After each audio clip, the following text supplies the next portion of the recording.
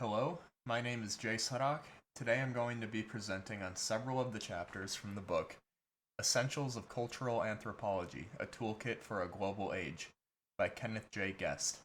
As the title implies, this is a book that, upon reading, will give you the perspective of an anthropologist.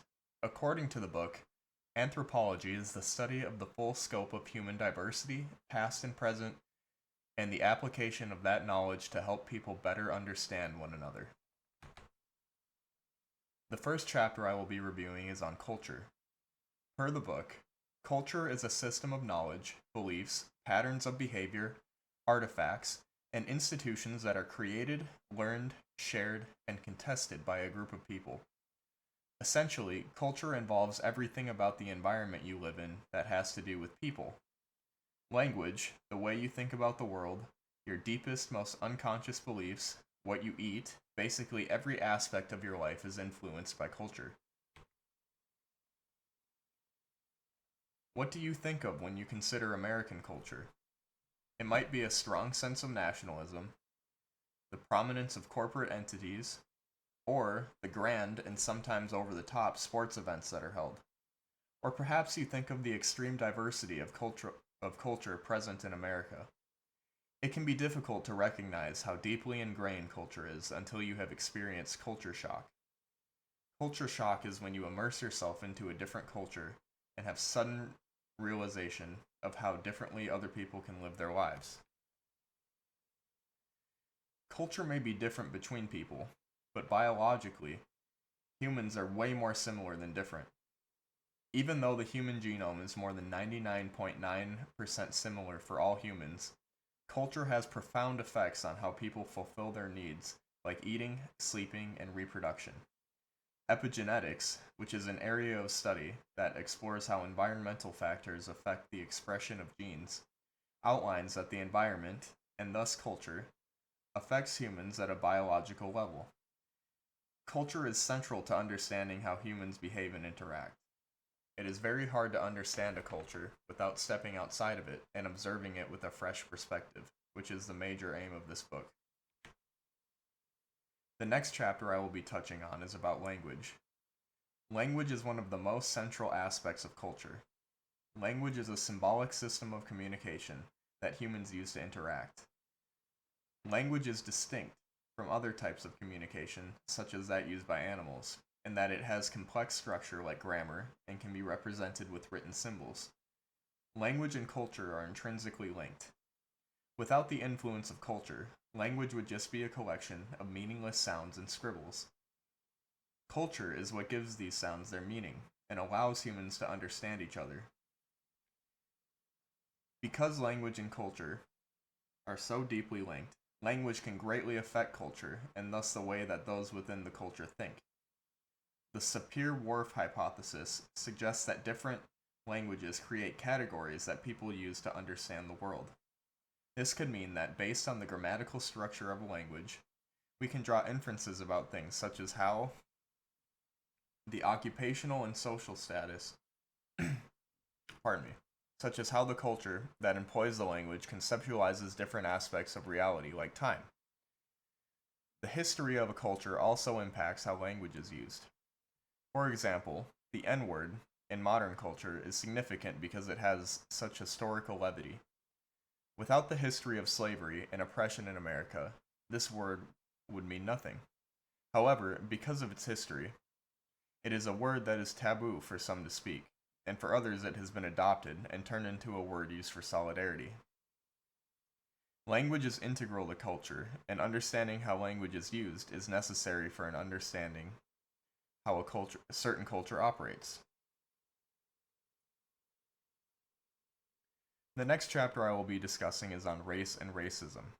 The most interesting part of this chapter, I thought, was that it outlines that race is only a concept, and that there is no biological reality to uphold it.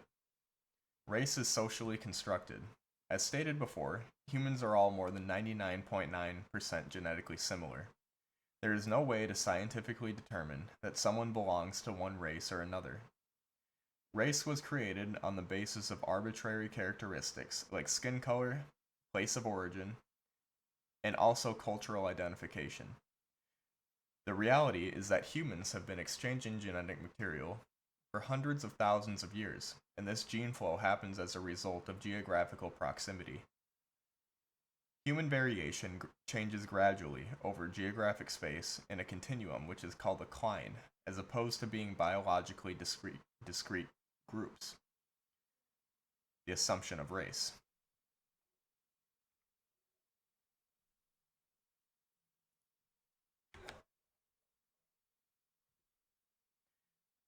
The categories of race that exist in the world, particularly in America, have their roots in colonialism. Beginning in the 1400s, Europe began rapid economic expansion. European forces had to exert control over people and places, and as a result, they created a hierarchy of classification for people based on appearances.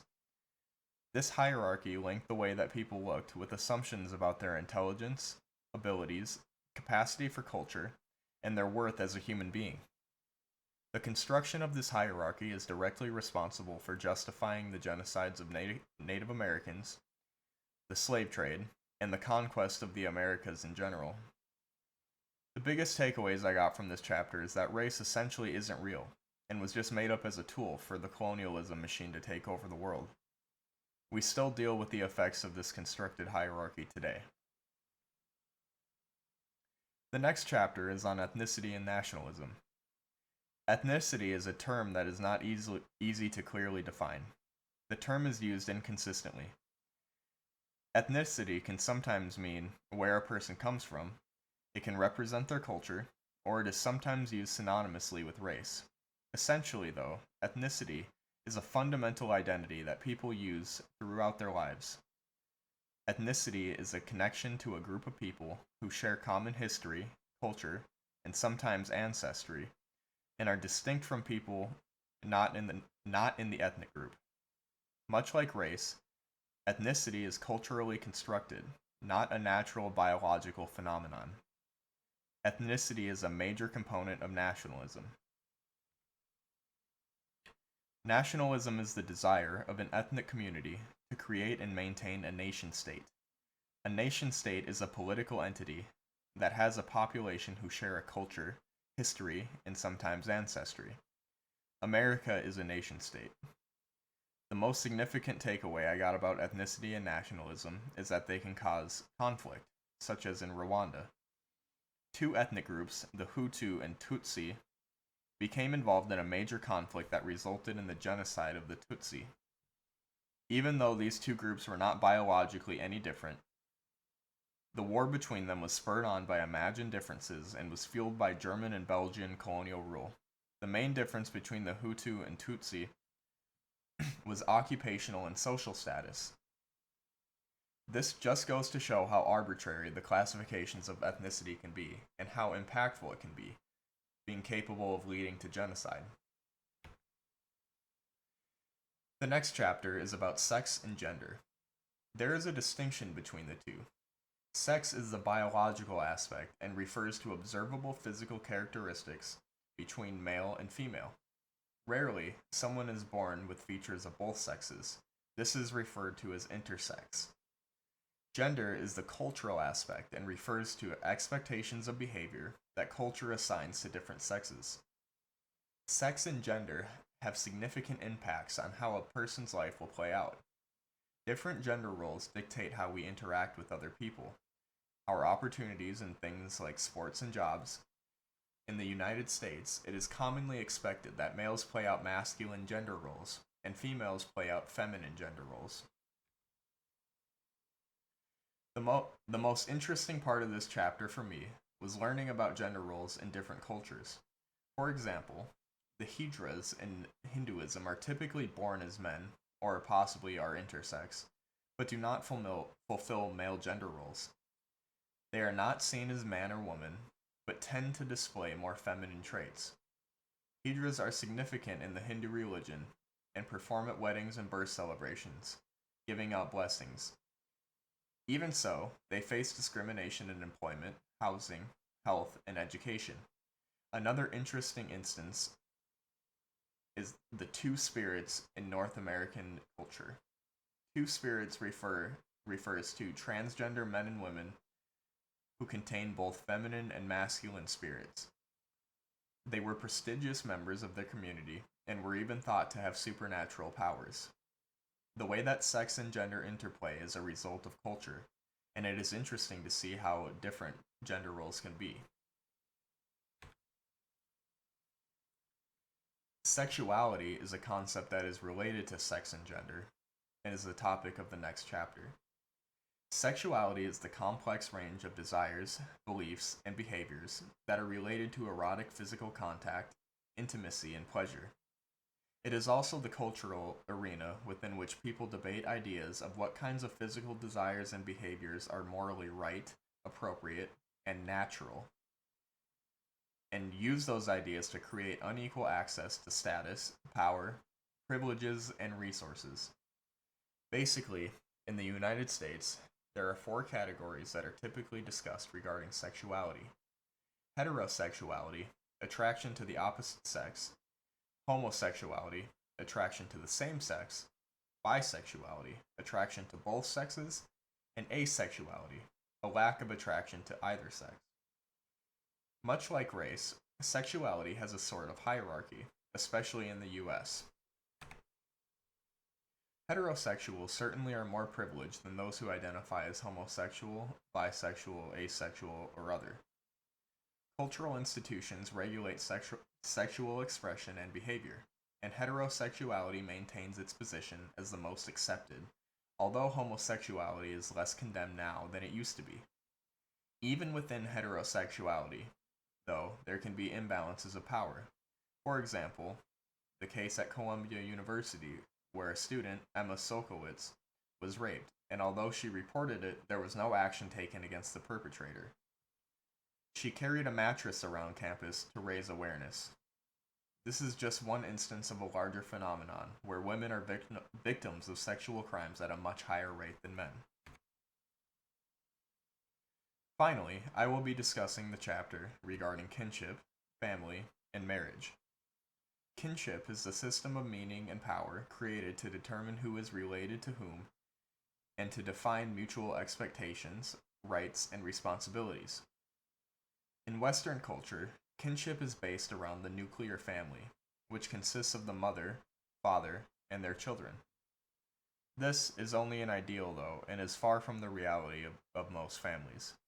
Many families split up and remarry, adopt, foster children, etc. Because all humans are closely genetically related, we organize our familial relationships by ancestry, marriage, love, and choice.